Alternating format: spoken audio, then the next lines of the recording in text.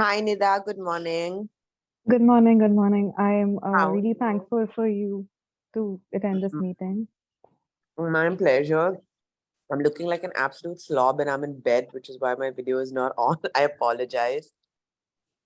Okay, Today is Republic Day, so it's a holiday for us. So we're just literally like all sleeping in and have a holiday today. to begin with, Happy Republic Day. It's not Thank 26th here you. yet. Hmm. Okay, So tell me, so Nida, what's up? so I have this quick questionnaire for you because we were asked to select our favorite designers of any Okay. field. So here I go because we have a time limit of 15 Okay. minutes, right? So I've been really inspired by you, and I would really like to know what are the key life experiences that have formed who you are today. Like, what inspired you to be or who you are today?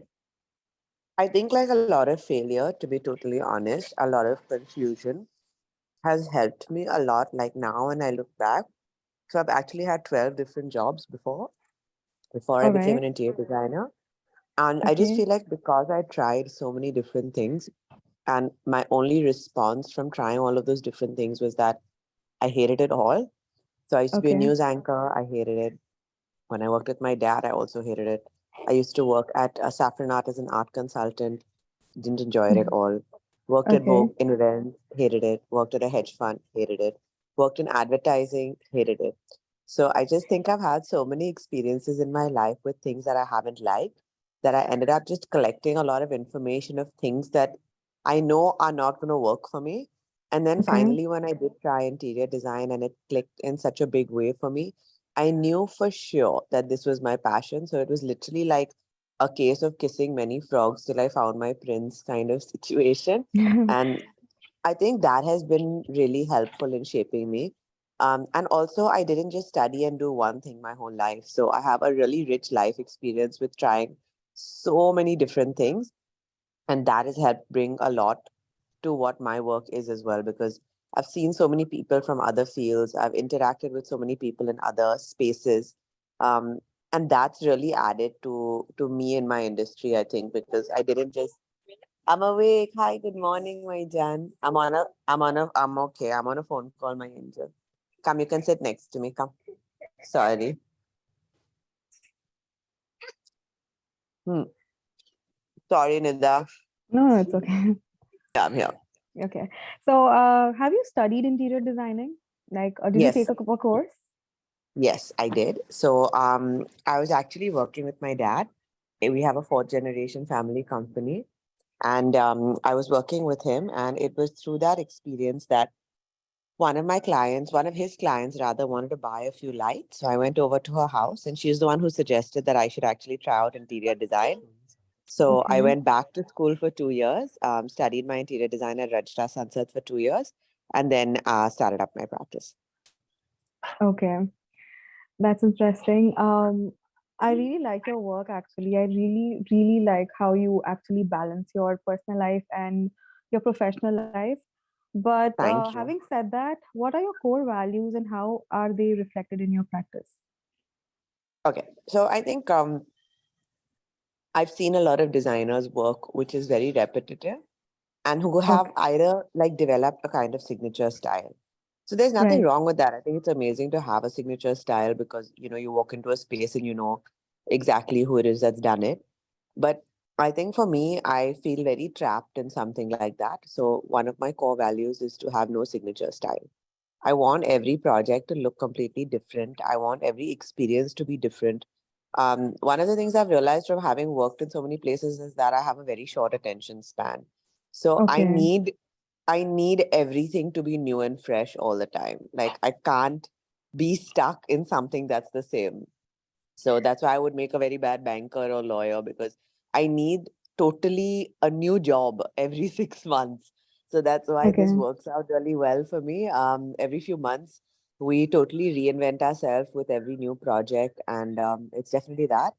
And the second core value I would think is that I'm very like the energy that goes into the project is very important to me. So it's also about like when I'm building a space, my energy is going into every portion of that space. So I want the interactions with my clients to all be positive and happy, because that's a space that they're going to inhabit for a long time. So I want the entire experience for all of us to be just wholesome and good and together. So yeah, I think like that's something we really focus a lot of energy on. So we're very particular with handover. We're very particular if clients ever give us, specific feedback. We really try to listen. But then at the same time, when clients are getting signed on, if we feel like something is not aligned, we just say no. We don't take on those clients and projects. We're very, very, very, very picky with who we allow into our space, because the energies really do need to be aligned. Okay. Okay. I That think answers that's my how question. we manage this work-life balance or manage all of this is because all of our clients get us. They understand, hey, this is who I'm signing up for. This is who Sarah is at her core, and they get it, and then there's no pushback. Okay, so having said that, when you said that, um, there's no signature style to anybody or for the design. What do you think? What are your insights about people having like being influenced by Pinterest? Like, how do you take that? Like, if a client comes to you and just sends you a bunch of Pinterest pictures, how do you go about it? How do you react to Mm, sorry, Nida, I'm now done with my breakfast. Hang on. it? It's okay, no issues.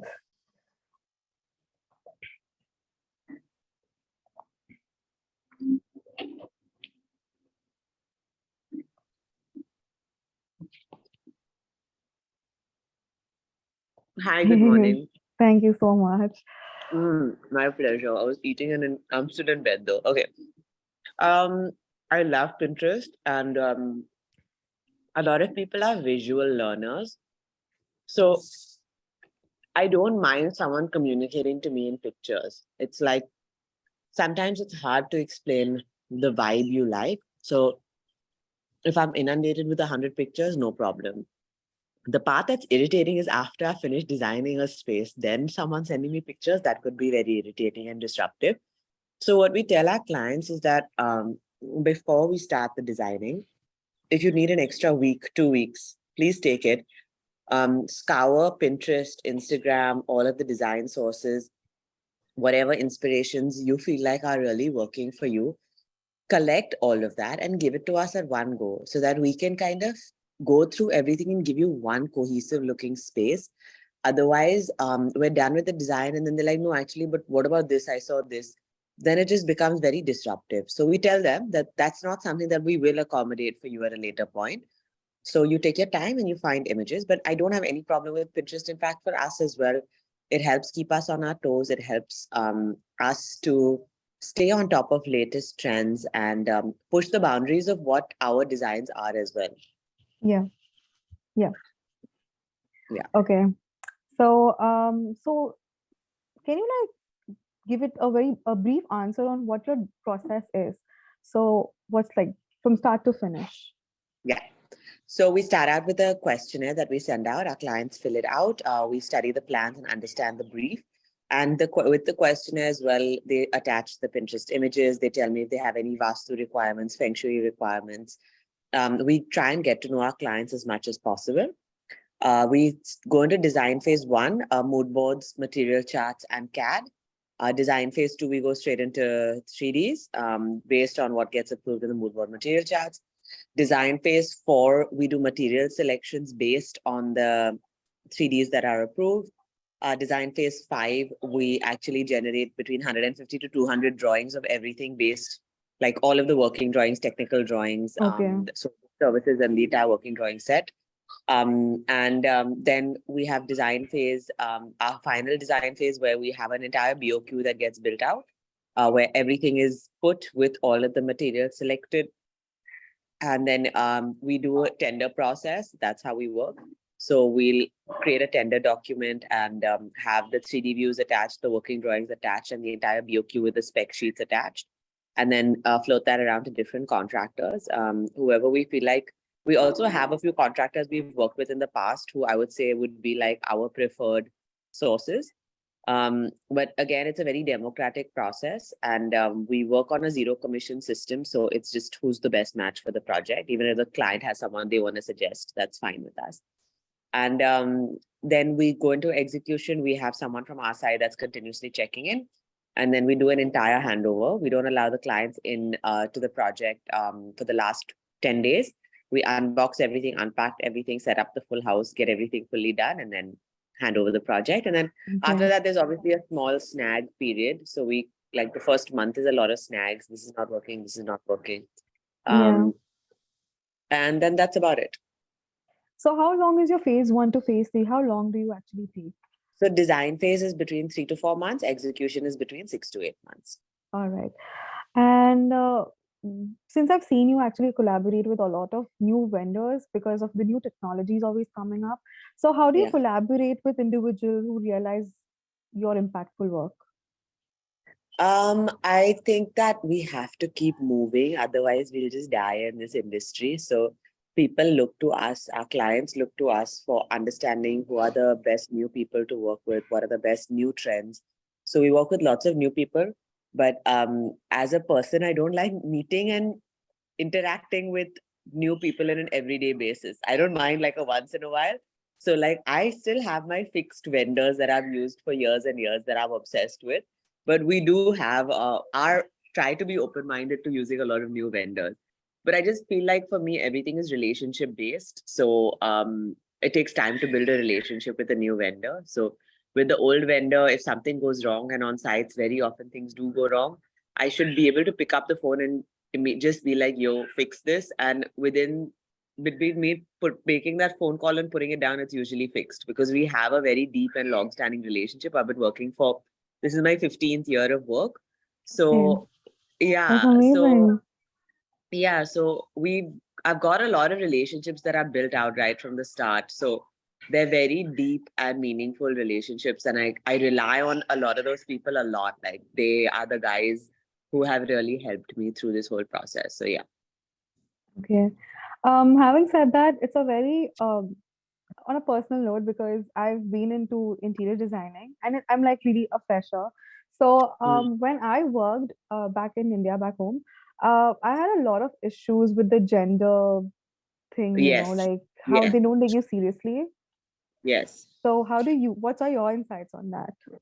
So I had a really hard time because I think especially my dad, when I used to work with my dad, he primarily does execution work out of workshops. So he makes furniture, lights, art pieces, etc., etc. Does like mother of pearl inlay work. And we spent a lot of time going into workshops. So no one ever took me seriously. And I was continuously told for a long time, boss ko phone dena, boss ko phone dena. And it was Oh, really humiliating. The guys wouldn't want to look me in the eye. Also, I think maybe it didn't help that I used to dress however I felt like dressing. Like it's hot in Bombay, so I'd wear like a ganji top and like shorts.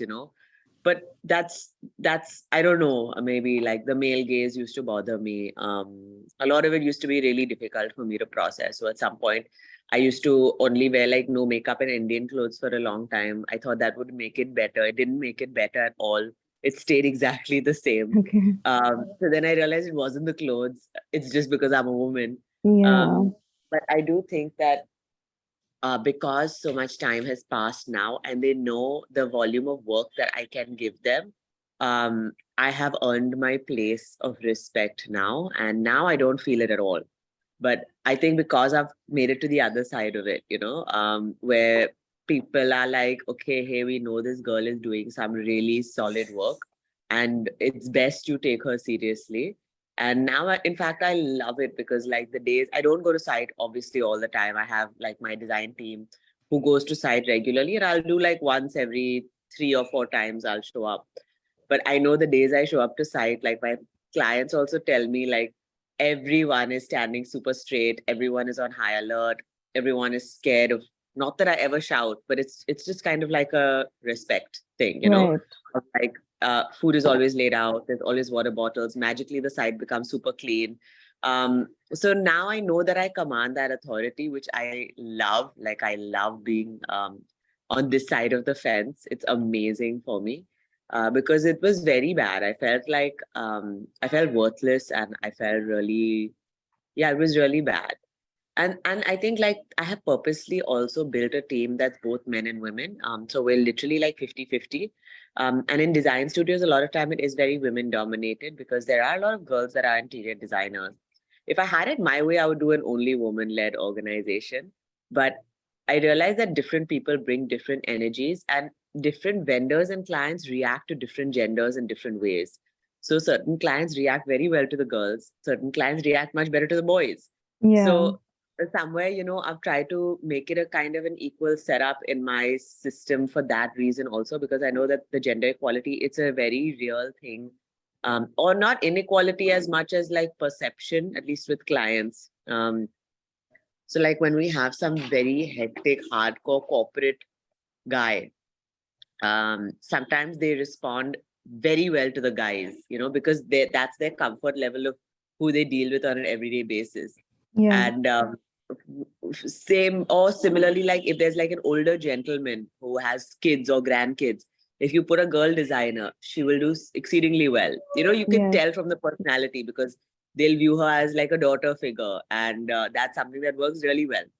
So we take the strengths of both genders and we try and optimize it wherever possible for us in our job. But when you go to site, like I feel like for the girls in my team, at least because they're part of my team and they're not working independently, they also command respect and people also very much listen to them. But I know that when I had started out on my own, it was not like that for me at all. So it took you time to get where you are right now, of Yeah, course. it took me a Yeah. lot of time. Yeah. So I have last three quick questions. Yeah. According to you, in the light of COVID-19, what do you think where design is going, or in Oh this my God. generation? Yeah. Sky is the limit. I think everyone who has stayed home during COVID-19 realized the value of space and the mental health benefits that good space brings you, and the negative impact space that doesn't make you happy brings you. So business has been booming, and I think it's just been a mentality shift, which is going to continue on. So yeah, I think it's a great spot to be in for sure. Okay. Okay. So what are the biggest challenges you faced too far, like so far? Because I've been following you on Instagram and everything looks hunky dory, of course. But then, of course, there are Yeah. so many challenges. So, what is like the biggest challenge that you face in the design process or in your I career think in general? with every project, you learn something new. So I wouldn't say there's like one biggest challenge, like in one project, maybe I dealt with the clients in the wrong manner. Like I didn't step in when I should have. So I've learned to do that more. Or maybe in other projects, during the execution phase, I wasn't strict with contractors. Now I've learned to do that more. So with every project, you learn what your weak spots are, and different clients will bring that up to you. So I don't think one big challenge. For me personally, the only challenge I think is like over the years is finding my voice. I was not comfortable in shouting at people or being very stern or strict to get my way, and I'm still not at all. That's not who I am as a person. But I just feel like finding my voice with clients to sometimes say no, that doesn't work. No, I'm not comfortable with that. Um, no, that's not how things are going to go ahead. So that I think like has taken a long time. Now I'm finally in a space where I'm very happy saying no. Like I become very happy saying no, because I'd rather just say no, and I can sleep better at night because I feel comfortable at least. Otherwise, Yeah. like lots of years of just like having someone maybe bulldoze me or do things that I didn't want on a project, but I just never spoke up or expressed myself in the right way. So that may be the only thing that I think has changed a lot that I have managed to overcome to a large extent. Okay. Okay. So the last question is, what advice would you give to any student or this generation? Me, for Uh, example. yeah. So I think like tenacity is something that I feel like is really lacking when I see like a Gen Z or younger generation. I think because of social media, the perception is that everything has to be really immediate. You see so many people that are immediately famous, immediately doing well, and there's a perception that things happen fast. but everything takes time. So everything in life takes a lot of time. So I feel like I see a lot of very impatient people who in 1 year they expect that suddenly they're going to get paid lakhs of rupees and become established designers on the front page of a magazine. And when they don't, then they have a lot of disappointment that they deal with in their head. And a lot of it created around social media because maybe their friends are on social media and that has become a reality for them, Yeah. or someone they know. So I think be patient, uh, Okay. take time, and just really keep at it. Whatever you try, 5 years is the minimum amount of time it takes to understand how well that works. So you need to really just put in the hours and you'll be good then. Okay. Thank you so much. This is My actually a pleasure. very big I know. moment for me because I've been Oh, following you for Pat, I so was going to say, I know long. it was very last minute because I read your DMs. I'm very bad at DMs also now, but I read it and I was like, shit, this chick seems damn desperate to get this interview because her deadline is very late. So I was like, no, no, no, no, no. She'll get, I don't know how you'll find another designer on such a short timeline with this Thank you deadline. so So I said, much. You I made better my do day the, actually. Thank you so I much for better do making the time for it. interview. Otherwise, she'll get into trouble with her university. That was like my logic. Thank you so much. My pleasure. See you, Nida. Bye Okay, bye. thank you. Bye.